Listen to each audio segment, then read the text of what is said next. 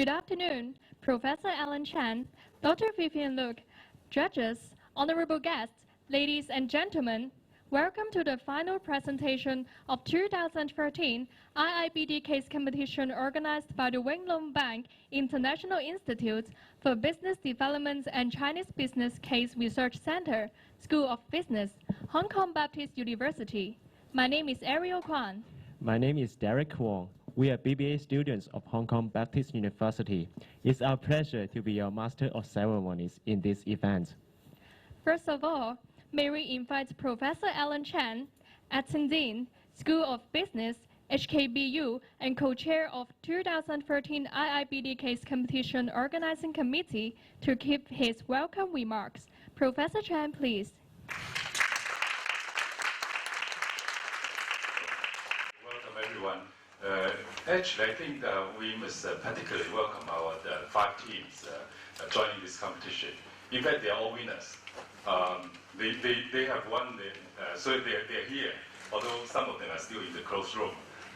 But they're really working hard, and we congratulate them being the finalists for this competition. They are chosen from a large number of participants. There are, I think, close to 30 teams participating from different countries. I think it's from a total of 13 countries. So reflecting, worldwide different teams, and they're working hard. And for today, in fact, they are working particularly hard. They are closed. They are put in that closed room for 6 hours to prepare for this. So we welcome the teams and their supporters, their mentors, professors. Welcome you all. And I welcome our panel of judges as well. You are all very busy people. So we thank you so much for taking your time out of your busy schedule to help us. You have a very important job to do, and perhaps a very tough job to perform. I hope you enjoy the whole process. And in fact, this year, I think we are kind of innovating, because in the past we always use cases of commercial enterprises.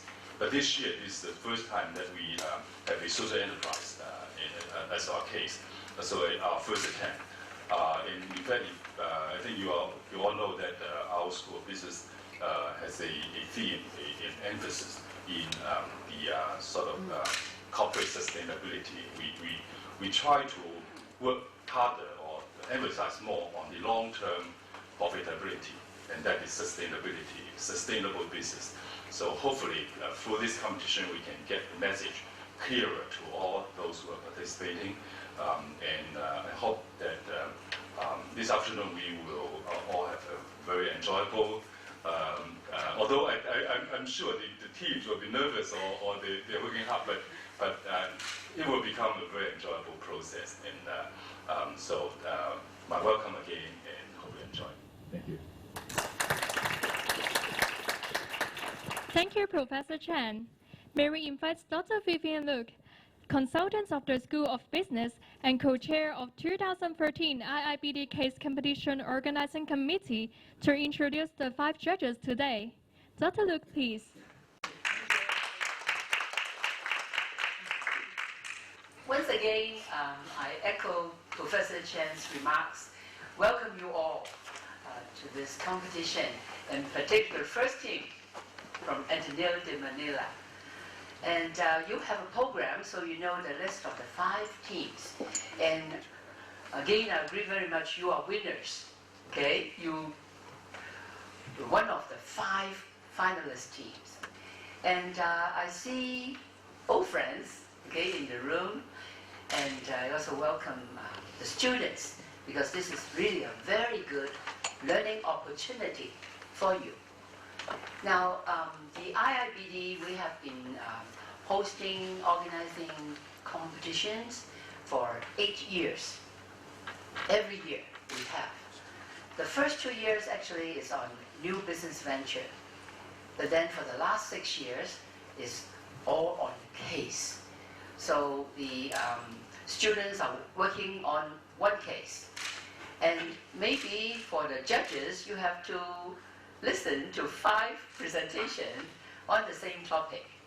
But actually, every case, we would like to ask the student teams to make recommendations for taking the enterprise or the organizations to new heights to further develop. And this year, we have a social enterprise. And now it is indeed my honor and great pleasure to introduce all the 5 judges today. The first one is Mr. Ki Chi Heng. Mr. Ki. The chair of the fullest Social Enterprises Society. And the next one is Wendy Jiang. Wendy is the Senior Service Manager of Corporate Venture of the St. James Settlement. This is a very long-established, reputable social service organization in Hong Kong. Then the next one is Mr. Patrick Jiang, the founder of Dialogue in the Dark. I'm not sure whether some of you were not in Hong Kong that you have heard, but it's very successful and it's very, very good. Then the next one is Professor Ma Shifei, from the Chinese University of Hong Kong, a professor in management. And then last but not least is Mrs. Rebecca Yong. And she is the founder and also the vice chair of the Education for Good. And again, this is a very important organization which will help the social enterprises. The focus is more on how to nurture and develop the social enterprises. So we have a very distinguished panel of judges, and I think you will have a very interesting and enjoyable experience this afternoon. Thank you. Thank you, Dr. Luke. Now it's time for the finalist team's presentation. Please be reminded that each team will have 20 minutes for presentation, then 15 minutes Q&A section afterwards. 5 minutes left and 1 minute left sign will be shown during the presentation and Q&A section, and there will be a bell ring when time is up. Firstly, let's give a big hand to the first team from Ateneo de Manila University, the Philippines, to deliver the presentation. Ateneo de Manila University team, please.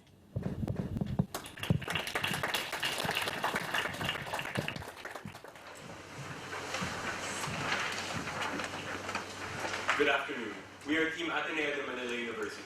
My name is Alan. I'm Jen. My name is Billy. I'm Nico. Pauline was a woman full of life. She had a promising career as a saleswoman and a loving family. Everything was perfect until she was forced to quit her job. They believed that she was too old to keep up, and so she herself became depressed and felt like she was past her time. As we see in Pauline's story, the society seems to believe in the saying, out with the old and in with the new. This afternoon, we're going to present a case analysis on Green Ladies, a company that seeks to challenge that very belief prevalent in society. Let's begin with the key facts of the case. The Green Ladies is a second-hand fashion shop founded in 2008 by none other than Miss Wendy shown over here, and it recently gained a lot of popularity with its new market positioning strategy. That is, its strategy to sell trendy goods on consignment. The second thing is that the social mission of the Green Ladies is fairly straightforward. They advocate environmental and social change through fashion reuse and capability enhancement. These things correspond to the two things that Wendy is very passionate about, the people and the planet.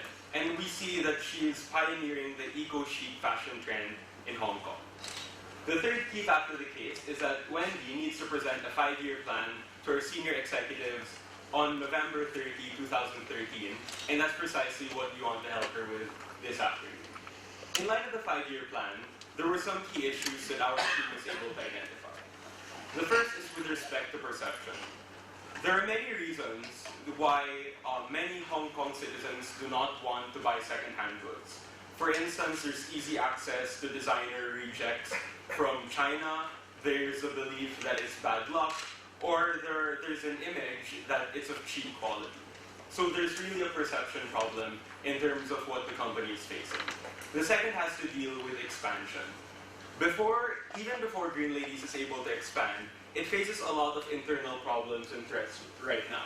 There are difficulties in terms of communications. It has a difficulty in terms of advocating its cause to the mainstream market.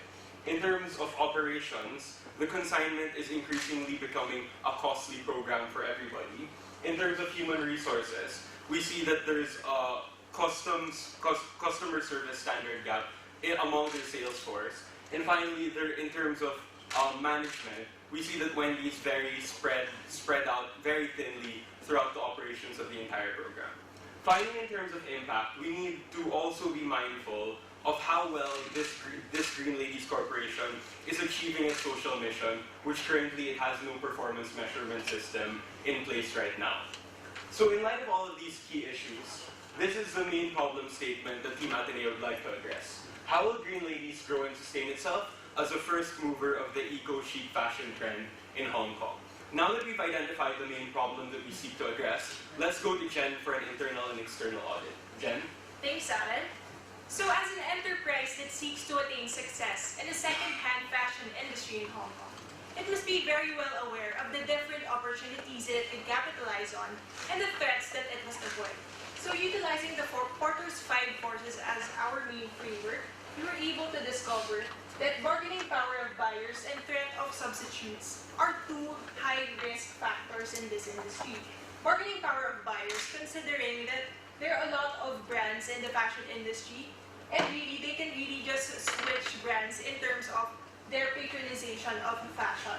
And in terms of threat of substitute services and substitute products, we see that this is the second-hand fashion industry, and there is a large availability of brand new quality clothing products.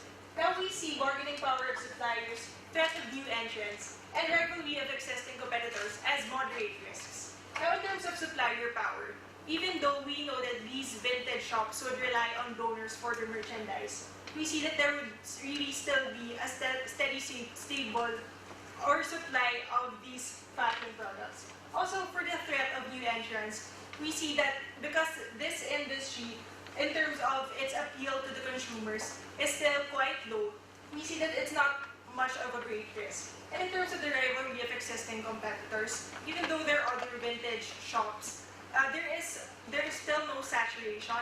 And in terms of a brand being singled out as the best vintage brand, we see that it's not yet very evident. So looking at these key factors, we then notice that this industry in Hong Kong is a moderate risk industry. However, it also has high potential, especially for enterprises such as Green Ladies, because we know that there would still be demand, or there would still be consumers who would want these designer brands, but at a relatively more affordable cost. Now, looking at the environment, we also identify 3 key opportunities. The first one is the rise of ethical consumption awareness. Now, there has been a study created by Nielsen saying that 52% of Hong Kong consumers are actually willing to pay a premium for companies or for products that are being sold by companies who are ethically responsible, who actually care for the environment. And we see this as a great opportunity because this is the main value proposition of Green Ladies. Also, there is a desire among Hong Kong consumers to renew their wardrobe on a regular basis, which means that it would really fuel our market. Now, in terms of another opportunity, there is the presence of fashion trendsetters, and in terms of really fueling their product line, this is something that they can capitalize on. Now, with regards to the threats in the industry, there's the low patronization for vintage fashion. So currently, there is really more inclination in terms of designer brands and really brand new clothing. And one thing that they have to address is really how can they create the trend for this vintage clothing. The next is the availability of quality new clothing. And the last one is big brands launching eco-fashion, like eco-fashion.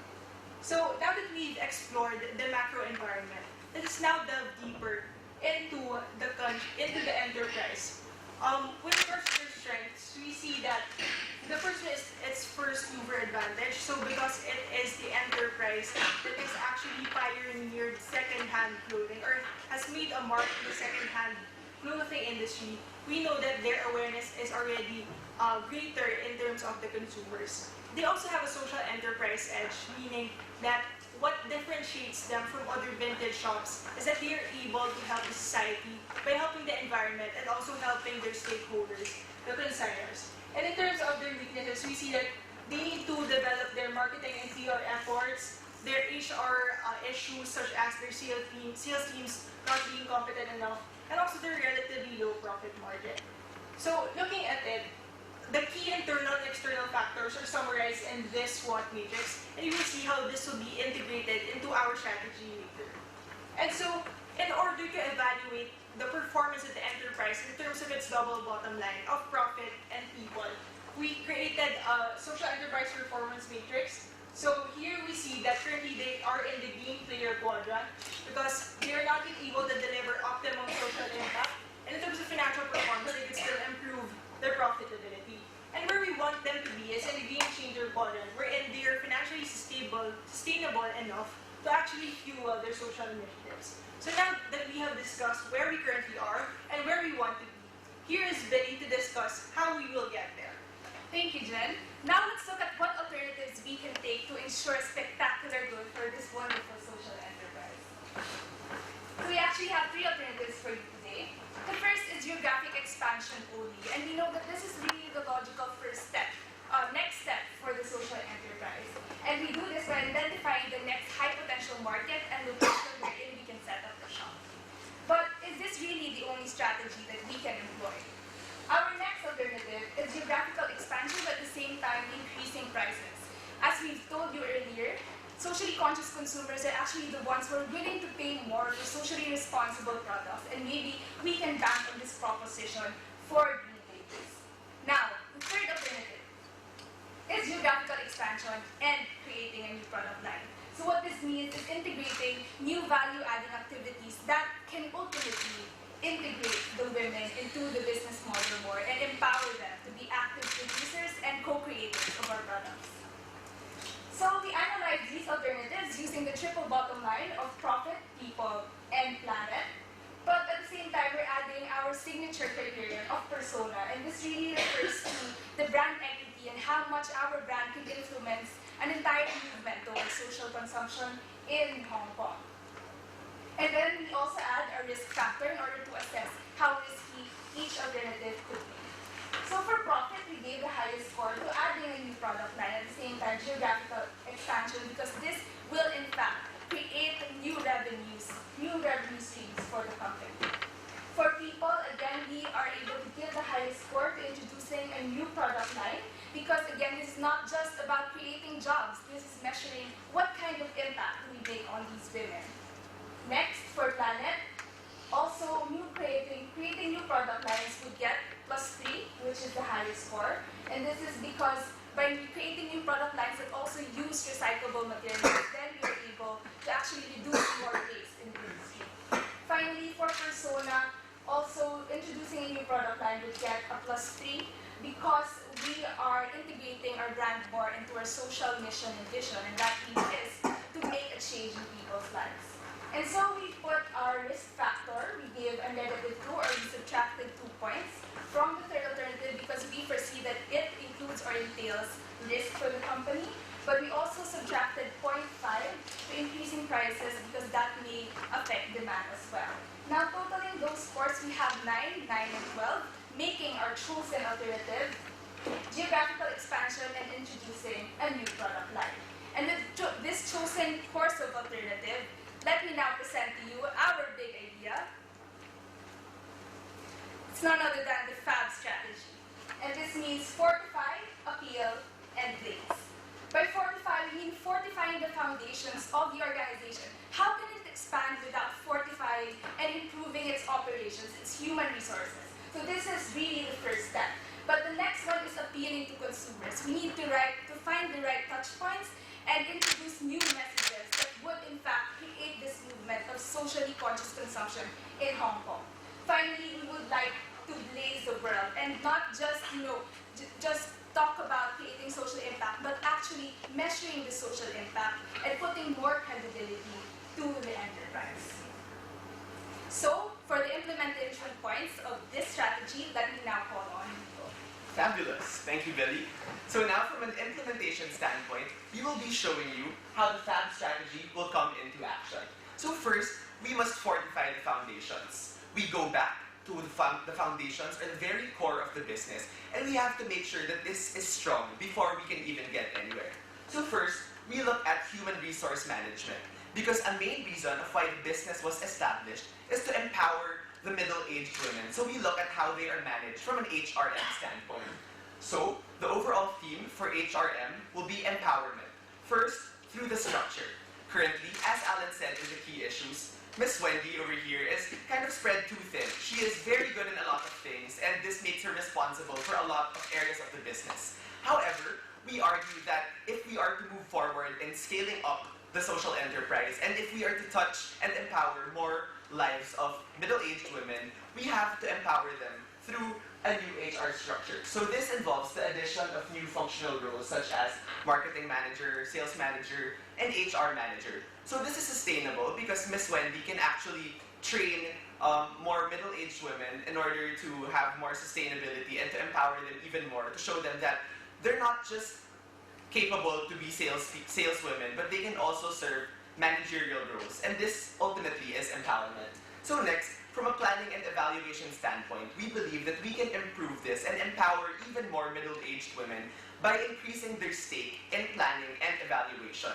So because they are the rank and file employees, they are the ones in store, we believe that they can give the best insights on how to improve the business. They can get feedback from consumers, they can tell and foresee potential problems that could be addressed in the future. So by increasing their participation in the planning and evaluation, we are increasing their stake in the business. So they are not just employees, they are shareholders, and they act as if they are owners of the business. So this actually improves, this will improve rather customer satisfaction, because if your salespeople are able to act in a way as if they are owners of the business also, then you wouldn't have a problem with their attitudes and the way they deal with their work.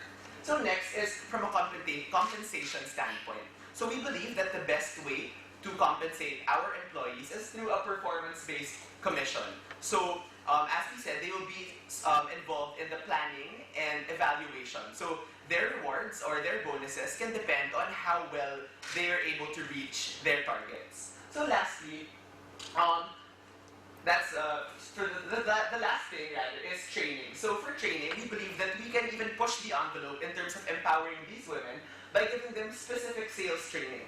So this would be training in functional areas such as marketing, sales, HR, to communicate their ideas better, how to deal with customers, and maybe we can even add things like financial literacy. So how can you save the money you earn in the company so that you can give your family a better life in the future? So this is ultimately empowerment. So next is the foundation, the other foundation, which is the consignment model. So we know that this social enterprise prides itself because of the consignment model that they use. So we believe that we can increase the profit earned through the consignment model by giving the consigners the option to choose how many percent of their profit of their donations would go back to them. So it could be 30, 20, or 10. So next, we have to move on to appealing to the consumers. After we fortify the foundations, we can focus on winning the market. So we believe that our vision should be to make second-hand goods into viable goods that the market would actually want. So this ultimately would address your target market's concerns. So we believe that you have a complex target market. Your target market wants style. They want the best clothes. They want affordability because they're not that well off. And third, they want to be able to take part in social initiatives even because of this. So we would like to tell this target market that by subscribing to this business and by being customers, they can satisfy these needs. So from the 4 P's by Cutler of marketing, this is how the marketing campaign will be. So we have to focus on the fact that we are dealing with trendy products and fashion-forward garments that are affordable. And for promotions, we have to emphasize these three needs. So for places, we believe that we do not just have to settle with creating physical stores, but we can actually participate in bazaars. So next, for the marketing campaign, we have to focus on getting the right touch points. So these are the following. And another thing that we'd like to focus on is we can actually use the key fashion influencers of Hong Kong. So we have fashion bloggers, designers, and celebrities. So they can really promote the kind of thing that we're trying to address, that they can make second-hand clothes cool. So yeah, and then loyalty programs for both the consigners and the current consumers. And lastly, our big idea is to blaze the trail of a new lifestyle. So we propose conscious creations, which is a new line. So what we want to do is not just sell the clothes that we currently sell, but actually create a product line that will empower more women. So what we envision is a product line that will be assembled by these women, so they can use recycled materials to make products that would appeal to consumers. So we will actually tie up with more influential designers and fashionistas. So think of the trendiest people in Hong Kong collaborating to form these lines that will empower more people and enable the company to achieve its goals. So lastly, we will utilize a social enterprise performance measurement system to make sure that we are constantly keeping up to our double bottom line. So this is the balance scorecard we're going to use. More of that later. And these are the risks that we foresee and the mitigation strategies. And lastly, this is the implementation timeline for this. So we need to make sure that this campaign will be able to affect a lot of people and live up to the social mission of the company. So how is this from an impact standpoint? For this, I turn you over to Alan. Thanks, Nico. Given this implementation timeline, we can now project the revenues and the certain profit that we're going to be anticipating as a result of the FAB strategy. Let's begin with the total revenues. So we anticipate, right now, this is where we are. We're here somewhere around just a shade under 5 million. And we anticipate that our total revenue will be nearing 8 million by the end of the 5-year plan. The primary revenue drivers will be the increase in the number of visitors to these stores as a result of our marketing campaign, and also an increase in the number of people who actually end up buying once they visit these stores, again as a result of this entire blazing a trail of conscious consumption. In terms of the overall impact, we also want to see what will happen to the bigger picture and not just the financial bottom line. So again, we're going back to the 4 Ps that we brought you earlier coming from Billy in terms of profit, people, planet, and persona. In terms of profit, we're going to see a net surplus of 534,000 Hong Kong dollars by the end of year 5. That corresponds to a 43% compounded annual growth rate. We can go over the financial projections later if you'd like. In terms of the people, we think that our strategy will be able to increase both the scope and the scalability of the social benefits. Because through the new product line, we're not only hiring people on the base of their retailing skills, but also on the base of their capacity to manufacture products that people will want to buy at the end of the day. So that's the new line that we're introducing around year 4 or year 5.